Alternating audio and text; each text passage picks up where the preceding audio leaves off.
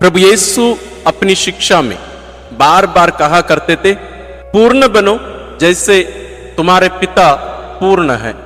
मत्ती 5:48। तो प्रभु यीशु की इस इच्छा को, उनकी इस चाहत और मांग को हम कैसे पूरी कर सकते हैं, और इस पूर्ण बनने की जो यात्रा है, इसमें पवित्र रोजरी बिंदी हमें कैसे मदद कर सकती है, इसी पर हम आज मनन करेंगे।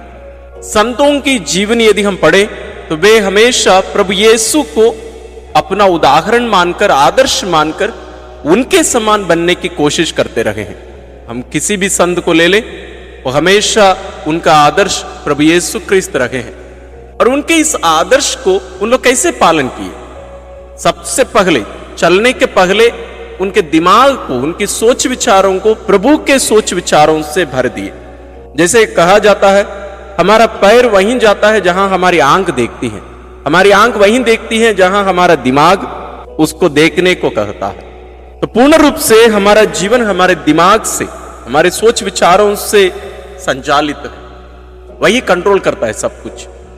इसलिए संत पौलुस भी बार बार कहते हैं, हमें प्रभु यीशु के मनोभाव को अपनाने की जरूरत है। प्रभु यीशु के मनोभाव, इसको अपनाने के लिए संत लोग प्रारंभिक कलीसिया से ही, ये अभी की नहीं है, प्रारंभिक कलीसिया से ही उन लोग प्रभु यीशु के जीवन पर मनन चिंतन करते थे। केवल पढ़ना नहीं, मनन चिंतन करना, ये सोचना नहीं है। असली में मेडिटेशन हम जो बोलते हैं, एक प्रकार से वो सोच है, हम उसके बारे में सोच रहे हैं, विचार कर रहे हैं। लेकिन मां मरियम के बारे में जब कहा जाता है कि वो इन बातों को अपने हृदय में संजोए रखी और उस पर मनन किया करती थी, वास्तव में उसको अंग्रेजी में कंटेम्पलेशन बोलते हैं। उसमें हमारी सोच नहीं चलती है, वहां हम उपस्थित होकर उन घटनाओं के समय में जो भी बातें घटित हुई, उनके हम साक्षी बन रहे हैं। वास्तव में हम भी वहां उपस्थित हो जा रहे हैं, हम दिमाग के तौर पर हम यहां सोच नहीं रहे हैं। यही है कंटेम्पलेशन और मेडिटेशन में फर्क।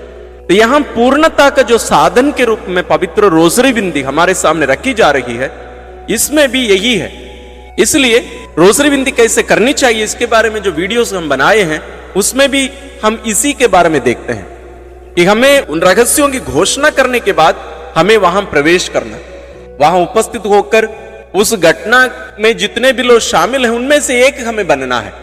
तब हमें उसका अनुभव हमें होगा। ये उतना आसान नहीं, ये ईश्वर की कृपा से होती है और उसके लिए चाहत की जरूरत है। और वही संत लोग किया करते थे और वही हमें पूर्णता की ओर ले चलेगी। आप लोग जरूर संत बर्नार्ड के बारे में सुने होंगे। संत बर्नार्ड प्रभु यीशु के प्रेम के बारे में अपने लेखों में, अपने पुस्तकों में लिखे हैं, अन्य संत लोग भी, लेकिन इनके लेख प्रभु यीशु के प्रेम के लिए बहुत ही फेमस माना जाता है।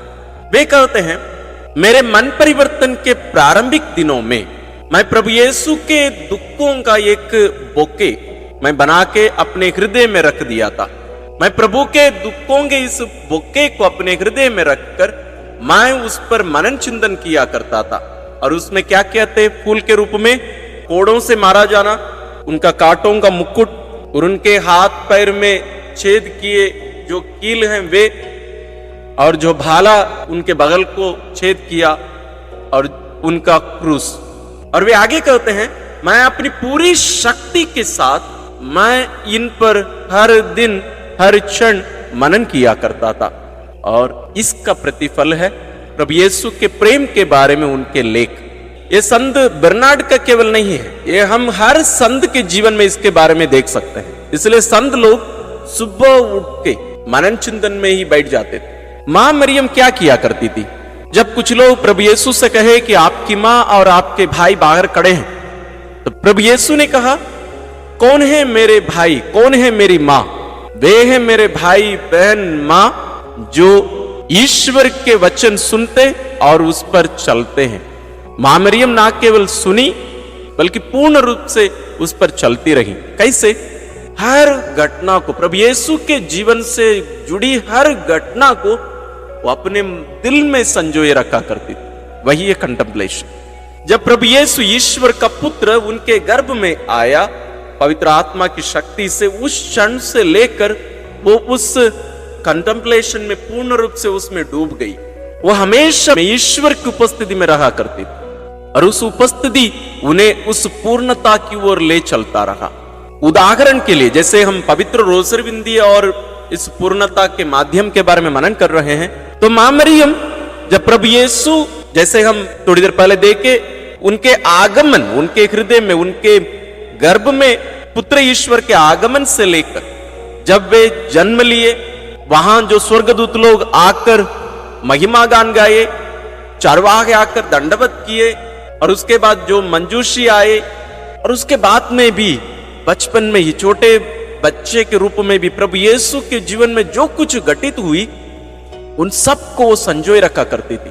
आप में से जितनी भी माँ लोग हैं, आप भी अपने बच्चों के हर मोड़ को, हर क्षण को, हर सेकंड की बातों को आप अपने दिल में संजोए रखे होंगे। ये सच है। विशेष रूप से जब बच्चे छोटे थे, तो मां मरियम कैसे रह सकती थी? वो एक कोई साधारण बच्चे के सामने नहीं है, वो साधारण बच्चे की मां नहीं है, ईश्वर। उस परिपूर्णता में जब मां मरियम डूबी रही, वो उसके समान बनती गई। जैसे चुंबक के साथ जुड़ा हुआ लोहा चुंबकीय बनते जाता है, उसका गुण उसके अंदर चलते रह जाता है, उसी प्रकार मां मरियम के अंदर वो परिपूर्णता बढ़ती गई। जरूर ईश्वर के साथ जुड़े रहने के कारण भी, लेकिन उन पर मनन करना, उनका दिमाग, दिल, दिमाग, सोच, विचार सब कुछ वैसे ही बनता गया।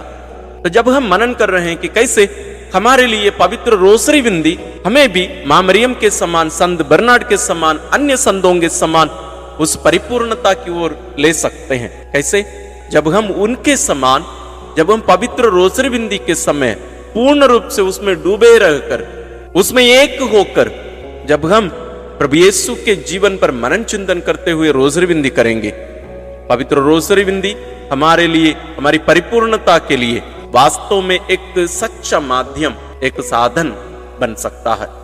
हम इसे पूर्ण रूप से अपनाकर, इसे ही अपना लक्ष्य मानकर, मां मरियम को अपना एक उदाहरण केवल नहीं, एक आदर्श मानकर, उनकी सच्ची संतानों के समान प्रभु यीशु के संपूर्ण जीवन पर मनन चिंतन करते हुए हम रोसरी बिंदी करते हैं।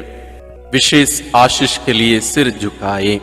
प्रभु आप लोगों के साथ हो और आपकी आत्मा के साथ। सर्वशक्तिमान ईश्वर पिता और पुत्र और पवित्र आत्मा का आशीर्वाद आप लोगों पर उतरे और सदा बना रहे। आमीन।